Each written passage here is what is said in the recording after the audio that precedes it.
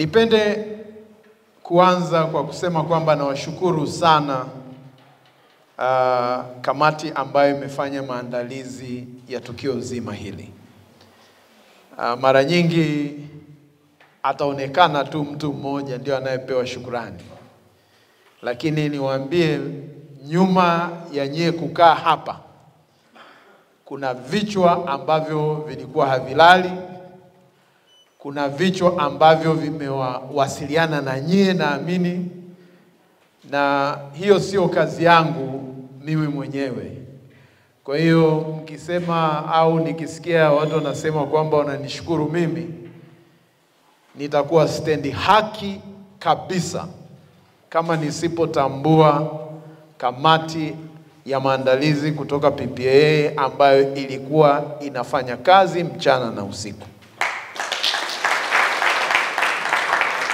Niwashukuru sana kwa sababu hawakufanya tu wenyewe, walishirikiana na wenzetu wa PPRA, kwa sababu safari yote tangu tumeianza tumekuwa na utamaduni wa kushirikiana na taasisi zote ambazo ziko katika sekta ya au idara ya ununuzi na ugavi katika chini ya Wizara ya Fedha.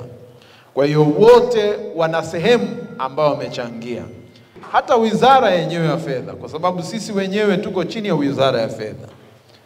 Na kama katibu mkuu na timu yake wasingekuwa wanatuwezesha, wasingekuwa wanahiari kwamba tuyafanye mafunzo haya, nadhani hata kuwepo kwetu hapa kusingekuwepo.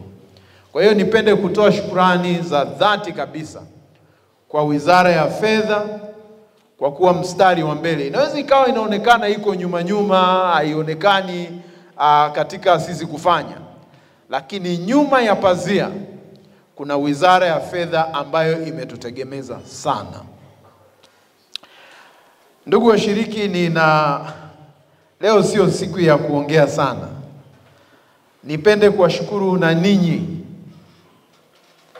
Najua ninyi kuwa tayari na kuhiari kuja kukaa hapa kwa siku mbili, mkaweka kando majukumu yenu, ni jambo ambalo sisi kama Mamlaka ya Rufani ya Zabuni za Umma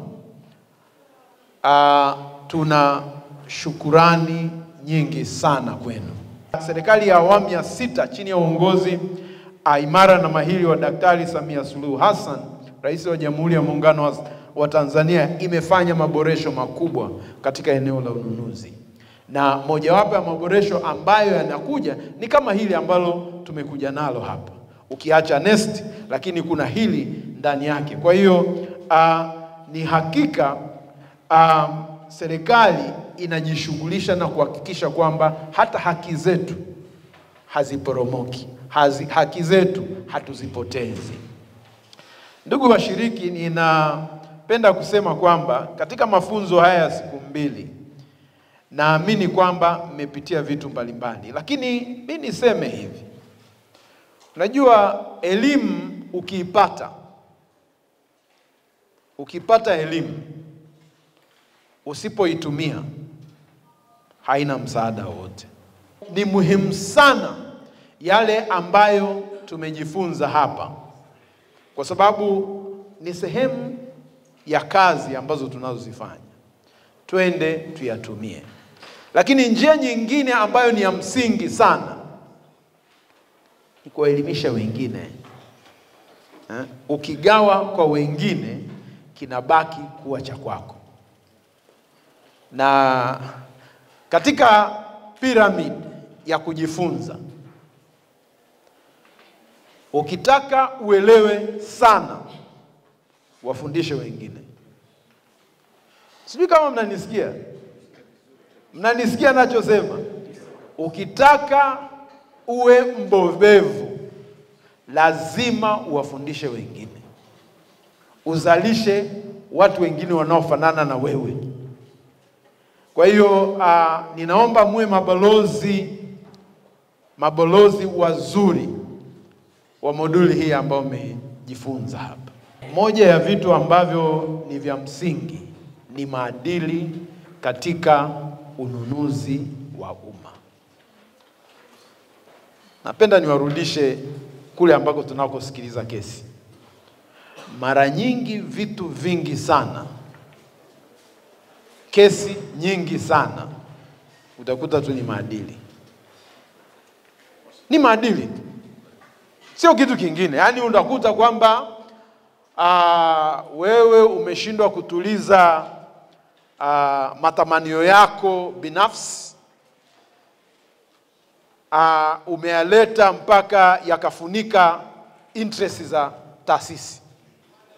Kwa hiyo kile ambacho unachoona kinafunika hata haki ya mzabuni, unafunika kabisa.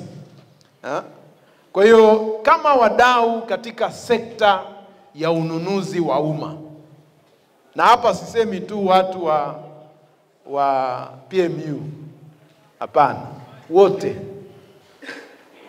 as long as unajifahamu kwamba we ni mdau katika sekta ya ununuzi wa umma, ni muhimu sana kwetu sisi kuwa na maadili, kwa sababu hiyo ndio itakayoipatia heshima serikali ya awamu ya 6, lakini itatupatia na sisi heshima. Si vizuri watu wakikuona kwenye vyombo vya habari kwamba wewe ndio unayotafuna pesa za wananchi. Si vizuri. Mimi sidhani kama hiyo headline kuna mtu anaipenda. Kwa hiyo ningependa kuwaasa sana kwa ujumla wetu sisi wote tuzingatie maadili tunapokuwa tunatumia mifumo hii.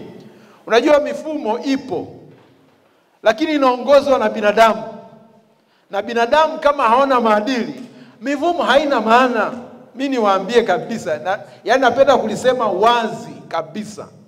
Unaweza ukatengeneza sheria nzuri sana, kama watu hawataamua kuwa watiifu kwa hiyo sheria, utakuwa na uvunjifu mkubwa sana, au utakuwa na waharifu wengi sana katika nchi hiyo.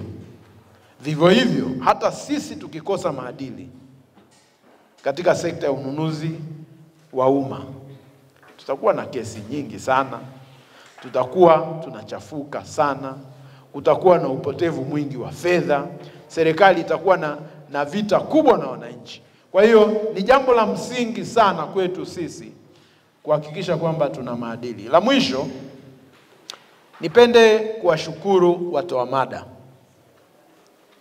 Sawa, waliosimama hapa na kuwawezesha kupata elimu hii. Niwashukuru sana kwa sababu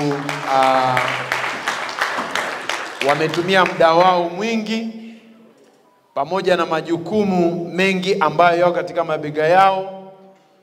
Hili lilikuwa ni jukumu lingine extra ambalo walienda extra mile. Kwa hiyo ninapenda kuwapongeza sana sana wale ambao wametoka PPAA, ninawapongeza sana sana sana.